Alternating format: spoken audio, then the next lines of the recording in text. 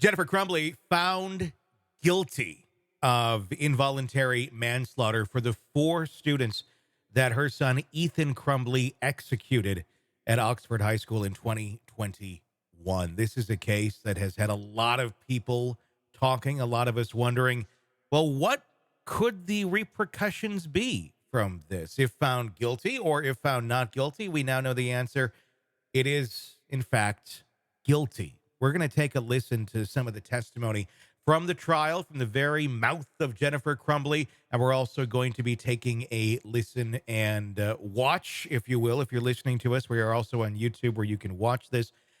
You will be able to see the testimony from her attorney as well, especially in closing arguments. And what I would call the word I'm going to go for here, Stacey, is clumsy. I don't know really any other way to discuss what her attorney was like. I mean, I guess raw. How would you describe what you witnessed there in the courtroom the other day? What I felt was desperation. Yeah. And from desperation comes clumsiness. I felt that I think she was reaching. I think she knew that her client should have been Hmm. convicted, if that makes sense, and Okay. was just reaching for things. I heard her talking about, was it that some kids have snowmobiles or access to like recreational vehicles, and I'm sitting there thinking that's a little bit different than a gun. Yes, you can kill somebody with Uh-huh. a recreational vehicle, but that's not its intended use. So it's really hard to say that, Yeah. kids have access to things Hmm. that can be harmful. A gun, its main intent is to do harm. It is. I've heard that argument made. Bob Motta was on and is on this week, and we talk about that because there's some tweets that flew his way about that. And we're going to dive into some of those areas of discussion. But to begin, let's just take a look at what it was like as the verdict came down here on the 6th of February, 2024. This is audio from the courtroom, and if you're watching us on YouTube on the Hidden Killers podcast channel, you can see it. This is the verdict coming up.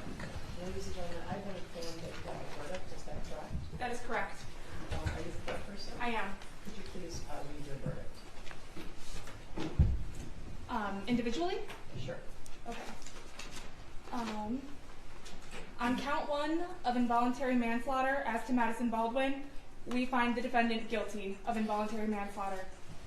On count two of involuntary manslaughter in regards to Tate Muir, we find the defendant guilty of involuntary manslaughter. On count three, as to involuntary manslaughter regarding Hannah St. Juliana, we find the defendant guilty of involuntary manslaughter. And in count four of involuntary manslaughter against Justin Schilling, we find the defendant guilty of involuntary manslaughter. Thank you, Woman. You can be seated. A very defeated looking Jennifer Crumbley, not a lot of emotion, just a sigh. I would imagine when you get that sort of information, especially in her shoes, probably one of the worst things has been waiting now for years, wondering, Mhm. what is this verdict going to be? How is this going to affect my life? How is my life going to go forward? Is my life going to go forward? So I would imagine there's got to be, I mean, obviously a lot of disappointment, but probably some sort of sense of relief to know the answer to that question. She had to know the answer before it was sent down, though. I feel like as this case was being presented, she had to have known it was not going her way. I realized that Ethan, her son, had taken the Fifth Amendment right to silence. Hmm. Um, but I think this would have been a supreme opportunity for him to come on the stand and Yeah. basically confront a parent. As somebody that I grew up in an extremely abusive home. Well, I wouldn't say I grew up in it. My mom and I got away from it. Hmm. But there's something almost peaceful that comes from confronting a parent when they won't do the right thing. Hmm. And this could have been a moment for him. Yes, he was completely guilty of what he did, but it could have been a way for him to start his healing process to confront her on the stand and say, I begged for help and you didn't give it to me. And so I feel like there were some missed opportunities here.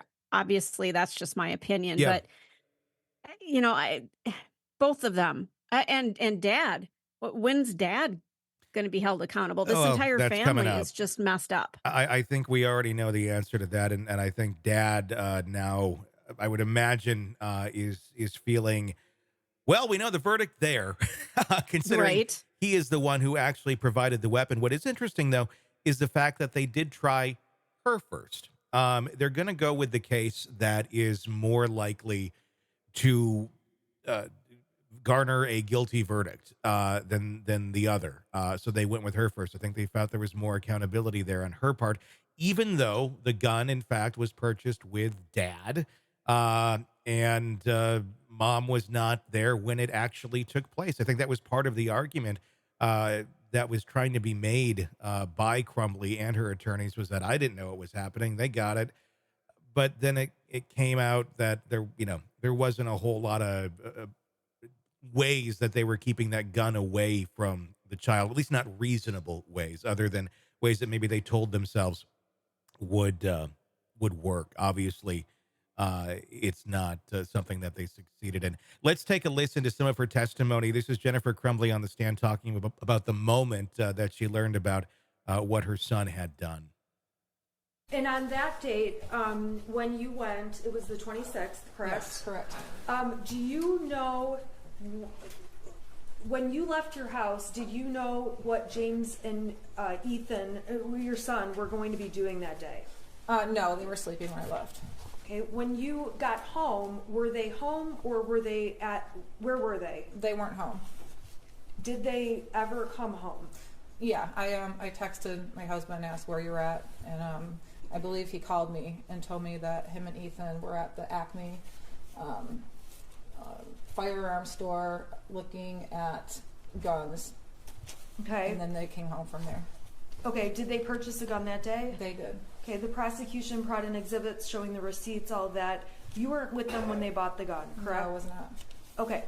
So that was an example right there of, I wasn't there, when this actually took place. Let's listen more to her talking about, feeling good being out with her son and the gun, which, had her son not been a school shooter, and obviously you can't predict the future. She didn't know that this was going to happen. I would imagine, quite honestly, there's thousands and thousands and thousands of parents in our country who would say that they go out shooting with their kids and they feel good. And up until this point, Jennifer Crumbley was certainly one of them, especially in the state of Michigan. And did you end up posting something about it being a Mother's Sunday? I did. How did you feel about that day? I felt it was a fun day. He asked me if I wanted to go to the shooting range with him, and he's never asked me, just me, to go before. My husband was doing DoorDash, and I felt good about it. So we see obviously in the video you carry the gun in the case out. Did it have the cable lock on at that point? No. So what did you do from there? This is when we're leaving. I put the gun in the back of my vehicle and drove. Explain where in the back of your So in the back of the SUV, it has a little thing that opens up where the spare tire is. And then where did you go? I went home. And did you take the gun in the house? No, I took the bullets in the house and hid them, and my husband took the gun in the house when he got home from work. So was there a period of time that the gun was not in the home but in your car? Probably for a couple hours. Why is that? I just don't feel comfortable with it. I don't. That's his thing. What's interesting about this is I feel like the the defense of Jennifer Crumbley worked more in prosecuting Jennifer Crumbley by asking some of these questions that point to her being irresponsible, I guess. Although at the same point, I don't know. I mean, what has happened here, and I think in a lot of this whole scenario, is really what goes on in the home of again, thousands of people who have guns. Again, Michigan is in Michigan. And I'm sorry, they have guns everywhere. Their kids they take them to school. They're in the back of their truck. They're not taking them in the building, but they're in the parking lot of the building. It's part of the culture. It really is. If you think I'm crazy, go live in Michigan for a year. I have. Go live in Wisconsin for a year. Live in That's Wisconsin. where I am. That's where you're from. Michigan is even worse. And I'm not saying Wisconsin's bad, but it's even more prevalent there in terms of that sort of a culture. So I really think, and I'm not trying to stick up for Jennifer Crumbley, but what they were doing was not out of the ordinary. at that point in time for having guns in their house and having a child that knows how to use a weapon. What is not ordinary or healthy or smart is to know that your son has mental health issues, or you're pretending he doesn't, or you're ignorant of it, and you're buying him a weapon. That's where the problem lies. It's not just they have a gun, they're going and shooting. Healthy, head on your shoulders, you got your shit together, it's a decent household, all that. That would be one different thing. But that is not what was going on here. We're also talking about a family. And again, I'm not trying to stick up for her, but I think we have to look at some of this in perspective as well. This sounds like a working family that has very little free time and does want to spend time with their child. And it sounds like she certainly did. And I don't know if she had mentally checked out at some point, or if she just didn't know what to do to try and connect with her child or get him back onto the right track. And again, this is where I go to my argument of what sort of resources even exist to help a parent in that sort of a situation. The answer, unless you got a lot of money, which these two did not, Right. zero. There's not much out there to help anyone in this situation. It's easy for us to go on the side and go, what an irresponsible, horrible thing to do. And in some ways, there were. They bought a gun for a kid that had mental health issues. That is unforgivable. They ignored the pleas for help on the math paper that literally said, help me, with a picture of a Right. gun shooting a student. Those are the two unforgivable things, and why I think it's appropriate that, in fact, she was found guilty. Other than that, though, the rest of this story is not that, I guess, unusual, especially in that part of the country. I imagine there are a lot of families in America where they're having some issues. They're having, I guess, a breakdown of the relationships in the family. They're stressed. I throw out the pandemic a lot. That really created a lot of tension for families. They are in a position now where if somebody is struggling and has a crisis, you are 100% correct, Tony. They don't have the resources. The schools can't handle it. Maybe their insurance doesn't cover, more than 3 or 4 visits, and If then it, sorry, your if problem any, better be fixed. and Yes, if you even have insurance, I mean, they're if you have insurance. doing DoorDash, to get by Yeah, and such, and that's not necessarily a career path that most people necessarily want to be on. That's more so a job you're doing to make some extra money to get by. right. And that it just sounds like they're doing what they can to get by. I'm not trying to make excuses for these people at all, but here we have now a precedent that has been set, and Yeah. we're going to be going forward, and there will be more cases like this, and they could go back in time as well. We're just at the precipice of all of this, and if we want to legislate this, fine, go for it. But then you also need solutions to implement to the legislation that you're putting in place and these precedents that we're setting. So there better damn well now be all sorts of resources for parents with troubled children who Mhm. are trying to work 4 or 5 jobs just to keep the lights on in their home, who at the end of that 3 full-time workday, I'm sorry, don't have the energy to sit down and visit with their kid and spend the ample time that they probably want to spend with their kid, but have been unable to do for most of their life because they're just trying to get by. And now the kid is so distant and off in their own world that they don't even really want much to do with their parents, and end up in these horrible, troubling situations. But I'm sure we won't. We're just going to say you're really horrible, and we're going to say a bunch more parents are really horrible. Yep. And maybe some are. Was she ignorant? Was she stupid? Was she very wrong in what they did and ignoring their son? Yeah, there probably should have been more that was done. But are we really addressing the problem here by punishing Mm-mm. Jennifer Crumbley and eventually her husband? I think that's a big question. Here's another piece of her testimony, talking about how she thought she was close with her son. In terms of your relationship with your son, how did you think your relationship was? I thought we were pretty close. We would talk. We did a lot of things together. I trusted him, and I felt like I had an open door and he can come to me about anything. I mean, I felt as a family the three of us were really close. Okay, you're getting a lot of, no, it's okay. You're getting a lot of redness here. Is that normal? Yes, because I'm talking in front of people and my nerves act up. So I get splotchy and I might break out in hives, and I apologize. Okay, but you are okay. Yeah, I'm fine. And I think it's easy for us on this side of the mic and such to recognize mental illness. It's Yeah. something we deal with every single day. Not everybody does, thankfully. And it's easy to point and say, oh my gosh, you should be able to recognize these sort of things. But a lot of people can't. That goes back to education. That goes back to this being an easier topic for us to handle in our society, which I'm sorry, it just isn't. And I wish it was, but it is not. And it continues to be villainized. So I think there should be some grace here if mom doesn't actually realize right away how bad things are. Again, we go back to the notebook and the math paper and all that. That's a little different. Right. That's a glaring red sign. But if she didn't notice it before, then I she's not me, I'm not her, and she's not everybody else, and everybody else is not her.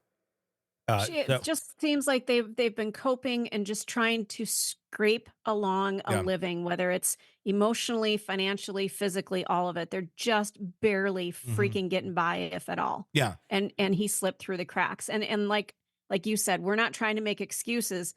She should have been more vigilant, but maybe she was doing the very best that she could Yeah. in a really shitty situation. And maybe that's another thing. And that's a term that I hate, is do the best you can. Right. Because it's one of those things where, well, what's that person's version of best? Right. And maybe we should be pushing people a little bit more to do better rather than just their best. Because Absolutely. this version of best ain't so good. And it can result in horrible things. Let's take a listen to her thoughts on if her son ever needed any sort of mental health care. Did you ever believe that your son needed mental health treatment, therapy, counseling, anything? No, there's a couple of times where Ethan had expressed anxiety over taking tests, anxiety about what he was going to do after high school, whether it was college, military.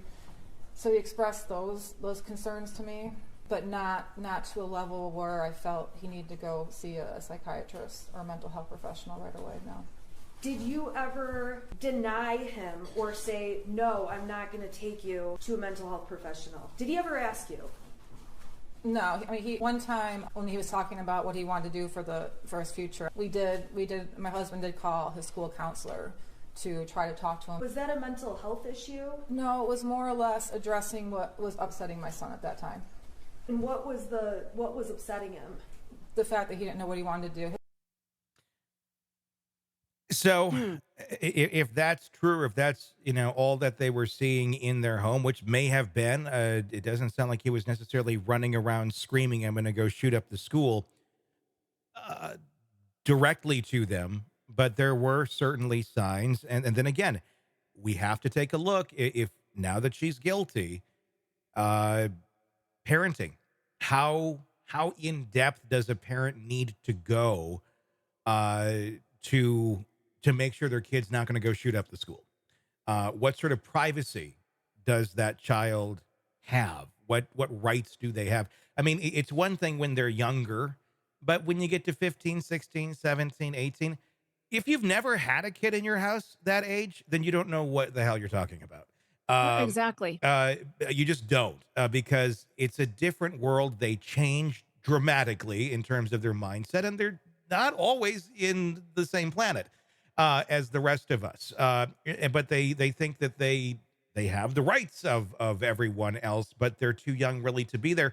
And you have to somehow afford them rights as they grow and privacy as they grow. That's part of being a parent and part of balancing them into life. But it's a balancing act, because do you go read their diary? And if you don't think that there's any problems, why would you? That's we wouldn't want our parents to read our diaries when we were that age. No. Especially if we had nothing to hide. If you think there's something to hide, I think, yeah, you got to, step it up. But again, if you don't think that there is a problem, whether you're ignorant to it or not, that's not something I think a lot of healthy parents do.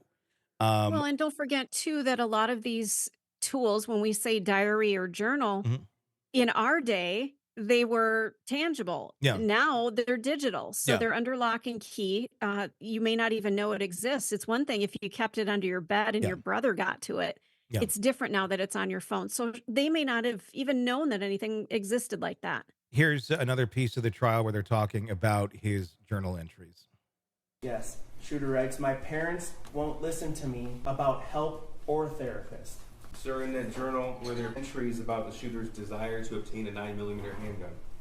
Yes. This is also Exhibit 4. Yes, the shooter writes, I want to shoot up the fucking school so badly.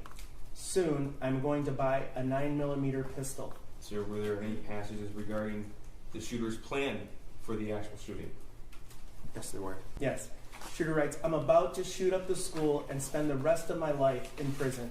Were there any journal entries about the shooter's access to the 9mm handgun? There were. The shooter writes, first off, I got my gun. It's a SP 2022 Sig Sauer 9mm. Second, the shooting is tomorrow.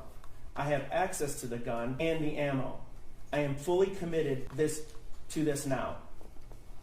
So I'm going to prison for life, and many people have about 1 day left to live. Yeah, I mean, that is about as disturbing as it gets.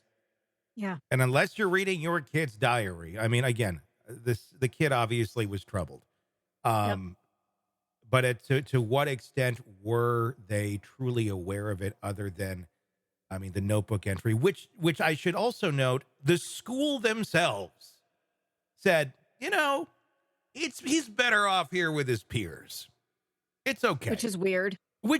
They're insanely culpable in this whole thing as well.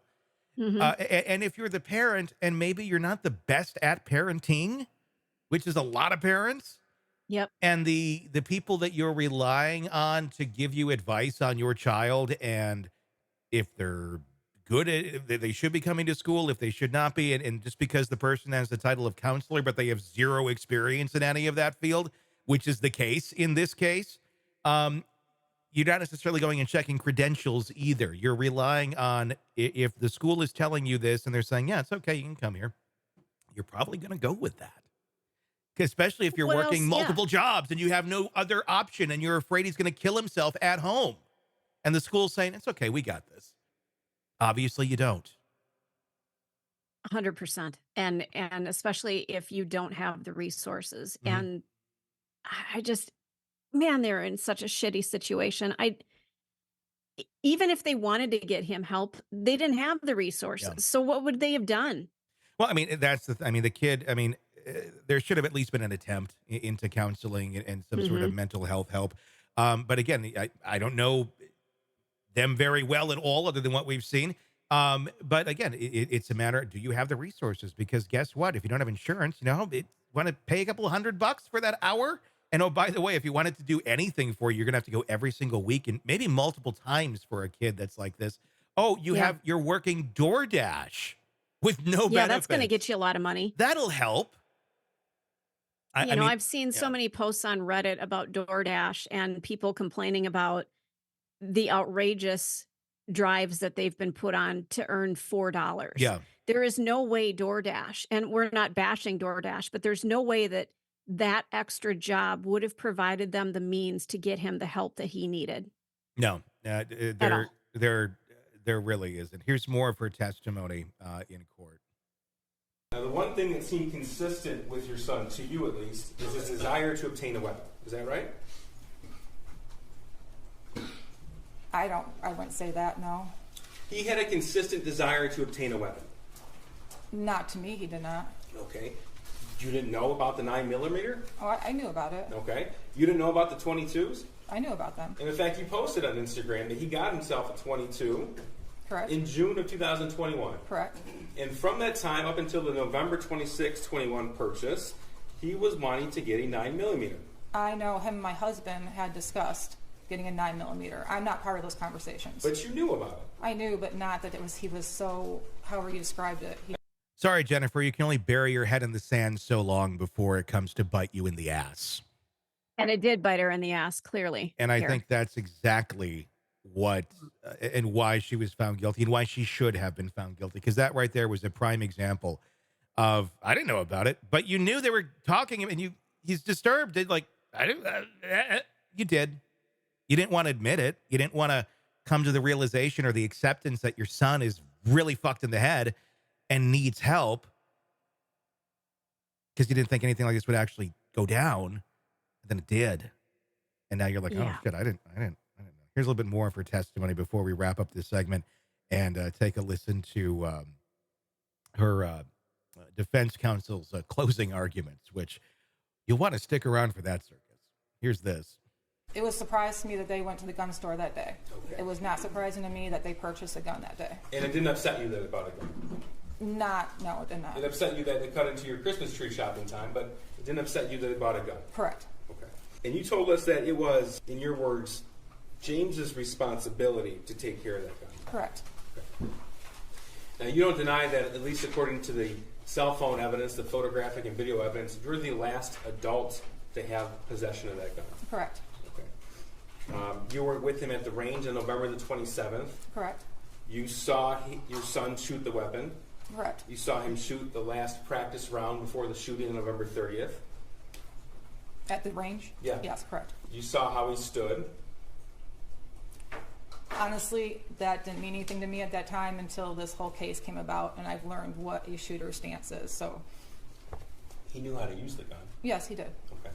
He's used one before. At the end of the day, you have ignorant people, a culture of ignorance, a culture around celebrating the love of these guns that they didn't need for any reason whatsoever. And a culture that doesn't really put a whole lot of weight on mental health or how important it is or what the repercussions can be if it's lacking to an extreme. And that's what we ended up here in this case. At the end of the day, that's exactly what it is. We got more on this. Be sure to press subscribe wherever you're watching or listening so you can dive into that as we continue to discuss the case and the guilty verdicts against Jennifer Crumbley.